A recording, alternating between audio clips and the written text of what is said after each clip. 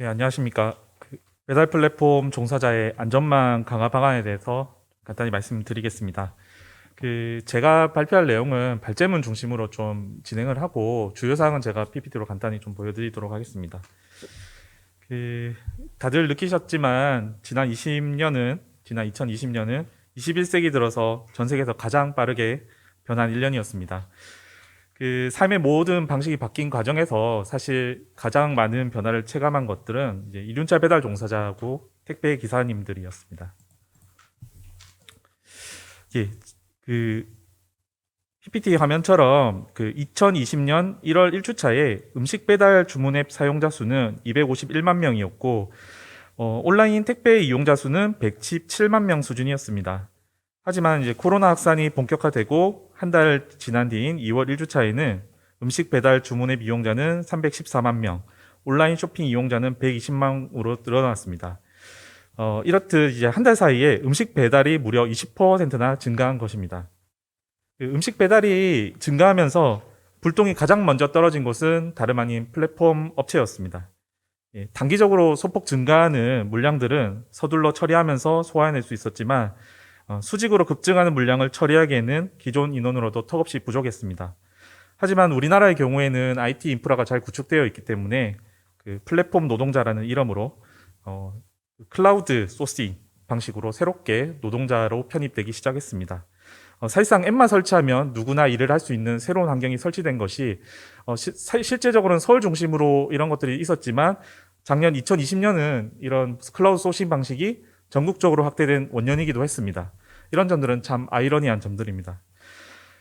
그동안에 배달기사 직고용으로 새로운 역사를 쓰던 일부 이제 대형 플랫폼사들도 이런 호황기를 맞이해서 경쟁적으로 일반인들을 사용하는 배달 시장에 본격적으로 뛰어들기 시작했습니다. 사실상 예전부터도 사실 배달 종사자들은 존재했었습니다. 플랫폼이 이슈된 이전에도 종사를 했었는데 서비스업 전체적으로도 배달 종사자들이 가장 많은 사고 사망자를 가지고 있었습니다.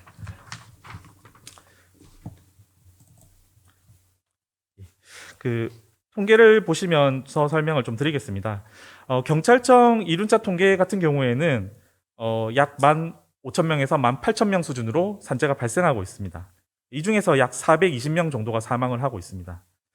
근데 이제 산재 통계에서는 실제적으로 이 재해자 숫자의 한 6분의 1, 14분의 1 정도만 지금 기록이 되고 있습니다.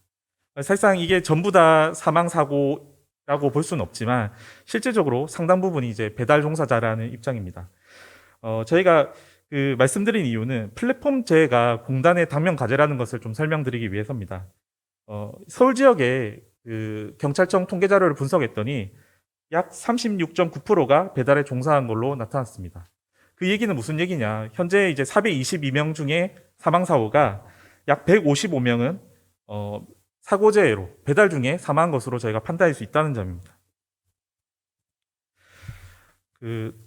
올해 7월 1일부터는 산재보상보호법상 특수 형태의 근로종사자가 특례가 개정이 되면서 그동안 누락되어 있던 많은 종사자들이 시간 차이를 두고 통계에 들어오게 되었습니다. 기존 조항에서는 이 법의 적용을 원하지 아니하는 경우 보험료 징수법에 따라서 적용제를 신청할 수 있다라고 되어 있었지만 7월 1일부터는 적용제외 사유에 해당하는 경우에만 적용제를 신청할 수 있게 되어서 사실상 강제가입으로 전환되었다라고 볼 수 있습니다. 특히 15,000명에 이르렀던 기존 적용 대상자들이 작년 한 해 동안 2배 이상 늘어났습니다.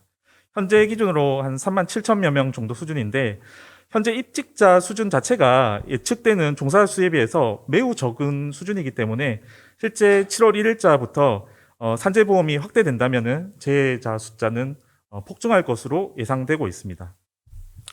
그런데 이러한 과정에서도 저희가 사실 접근하기 어려운 이유가 있습니다. 플랫폼 대상 재해방 사업은 크게 제가 세 가지로서 좀 정리를 했는데 첫째는 종사자의 특성입니다. 종사자의 특성인데 첫 번째로는 이제 프리랜서이기 때문입니다. 일용직이고 파트타임이고 개인 사업이기 때문에 정확한 통계가 없다는 점입니다. 노동자성이 아주 약화되어 있다는 점이죠. 두 번째로는 업무 특성입니다.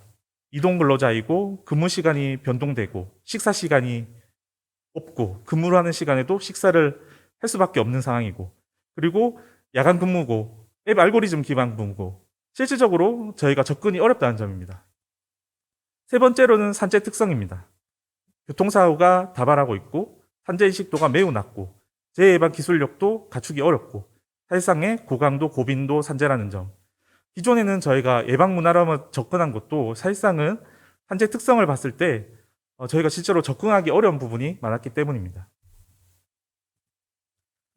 공단의 재해방 사업은 사실상 기존의 이러한 흐름에 따라 가지고 변화를 해온 것은 사실입니다.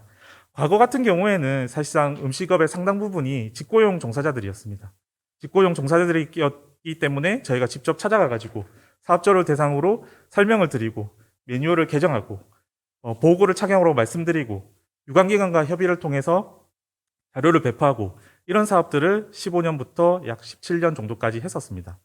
그런데 16년부터 본격적으로 플랫폼 종사자들이 늘어나기 시작하면서 저희 공단에서도 조금씩 이제 변화의 움직임을 갖추기 시작했습니다. 특히 17년도부터는 이륜차 관련 조항이 최초로 산안법에 들어왔습니다. 물론 그 법의 대상은 종사자 대상이었고 승차용 안전묘라든가 전조등이라든가 제동등이라든가 몇 가지 사항들만 들어왔기 때문에 상당히 제한적이었습니다. 하지만 이제 공단에서도 이 법 개정에 맞춰서 관련된 내용을 홍보하고 실제적으로 19년도에는 배달산업 종사자 실태 조사를 통해 가지고 새롭게 바뀌고 있는 현장 실태를 조사하기도 했었습니다. 그리고 작년이 2020년에는 산안법 정령 개정에 맞춰 가지고 새로운 조항들이 많이 편입되기 시작했습니다. 대표적으로 플랫폼 종사자들의 안전한 배달을 위한 의무들이 추가가 됐는데 안전모를 확인하는 것은 물론 산재 예방에 대한 사항을 정기적으로 고지한다거나 과도한 배달 시간에 대한 제한을 금지하는 것들, 이런 것들이 들어왔습니다.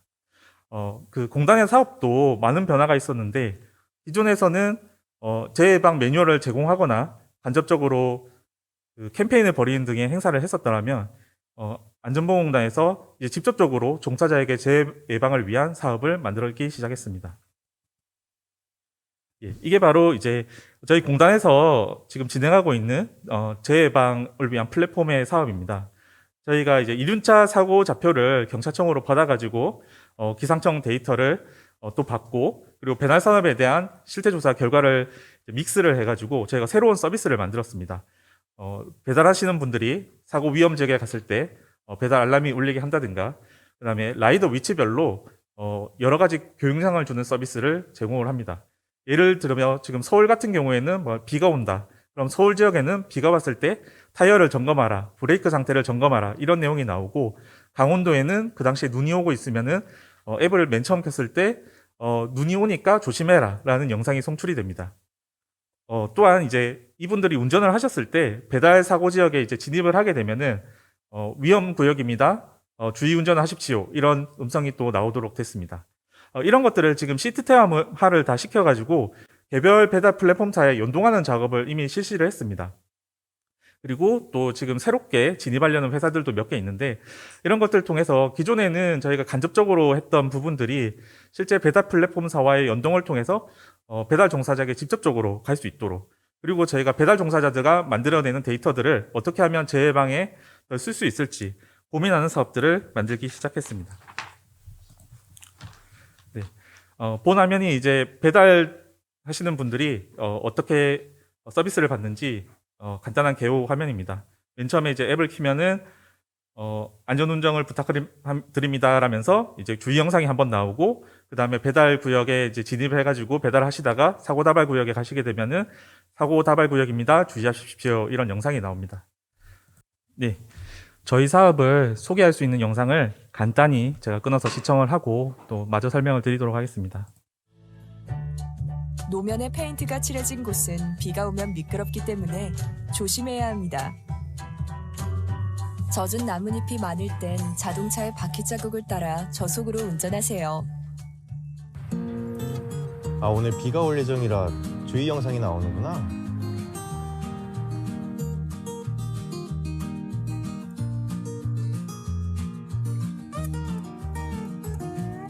네, 이렇게 영상이 나오고 배달이 시작합니다. 안전은 권리입니다. 당신의 안전한 하루를 위해 배달 사업자와 안전보건공단이 함께합니다.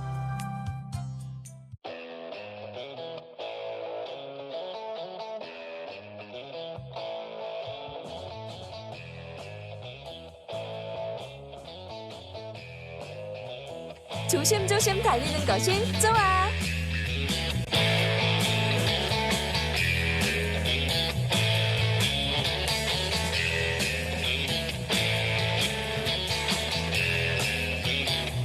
사고 다발 구역입니다.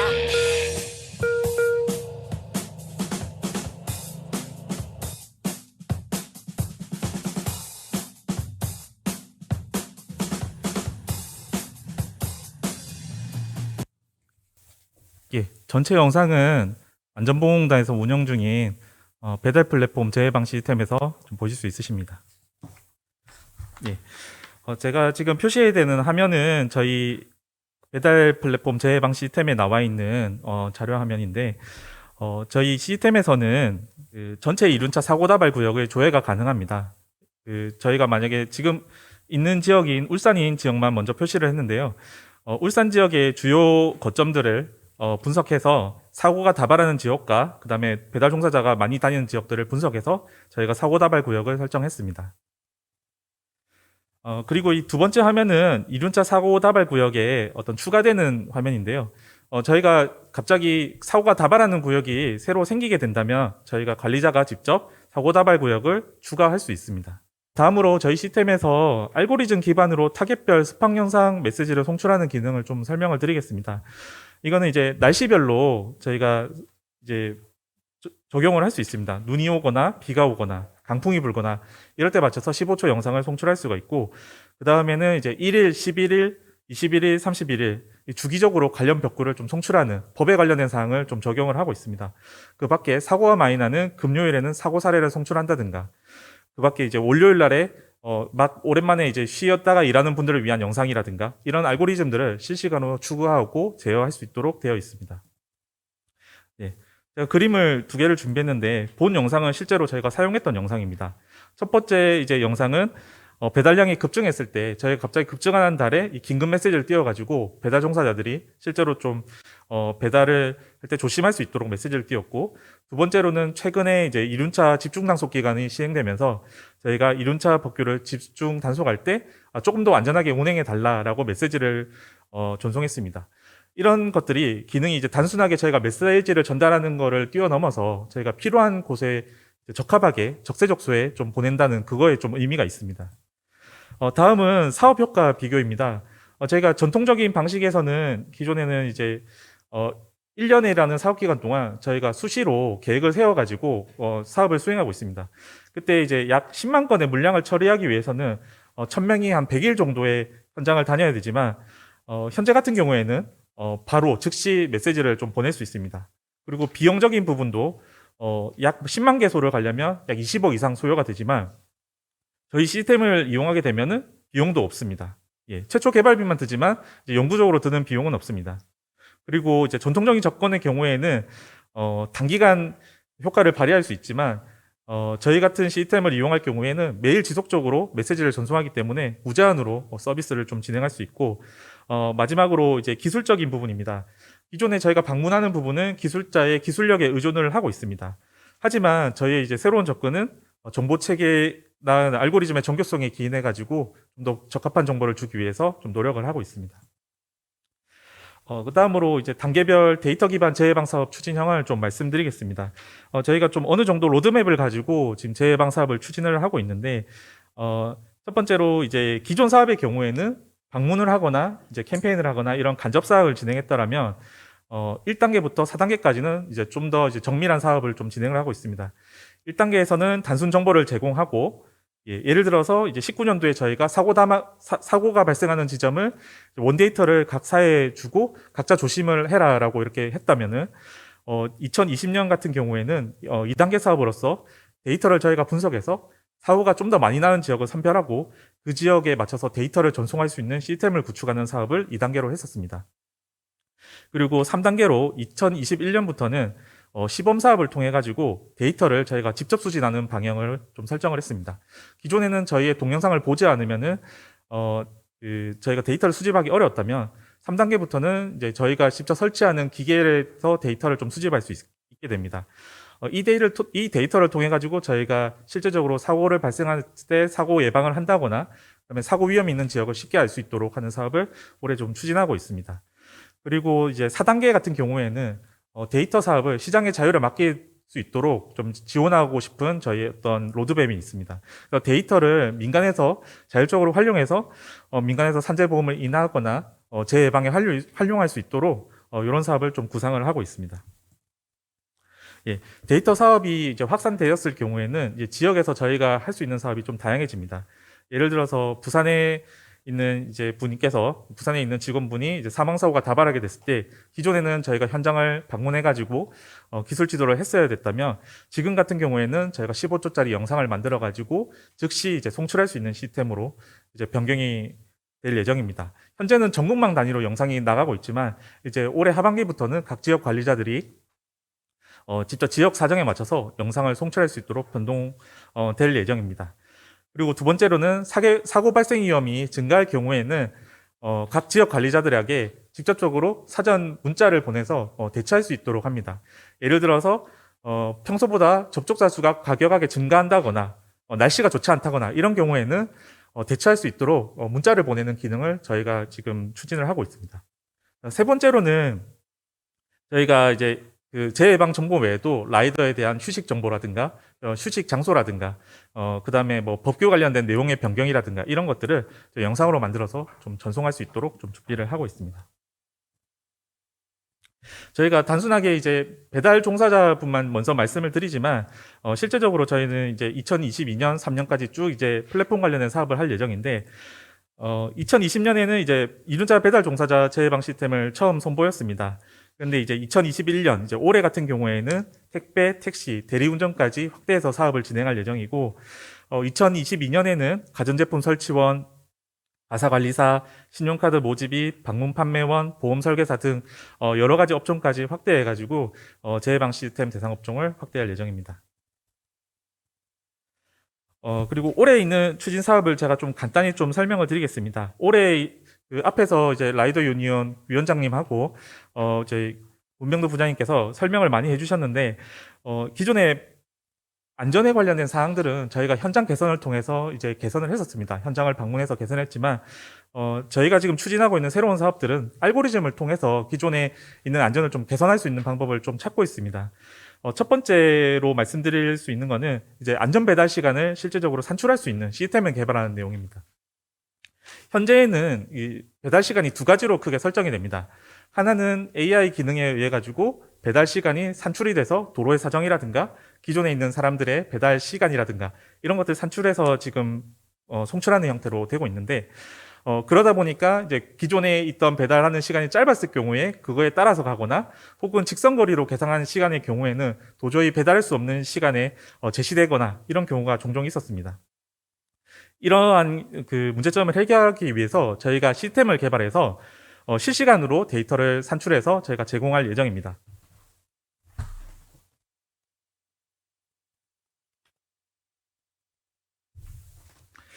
예, 저희가 제공하는 그 배달의 시간의 가이드는 그 교통공학적인 관점으로 계산해서 제공될 예정입니다. 그래서 저희가 기존의 도로의 사정이라든가 그리고 실시간 도로에서 수집되는 데이터를 봤을 때 도로에서 배달이 늘어나는 거나 이런 시간들이 실제로 늘어나게 되면 저희 시스템에서는 배달 시간을 점점점 늘리는 형태로 지금 시스템이 지금 추진이 되고 있습니다. 예, 두 번째 추진 사업은 소셜 데이터를 이용해서 데이터를 분석해서 실제적으로 배달이 늘어나는 것을 사전에 예측하는 시스템입니다. 현재 같은 경우에는 재해방을 위해서 배달을 했을 때 사고가 났던 데이터를 통계 분석을 해서 과거의 데이터를 가지고 새롭게 재해예방 사업을 추진한다면은 이 같은 경우에는 실시간으로 소셜 데이터를 이용해 가지고 재해방을 사전적으로 대응하는 시스템입니다.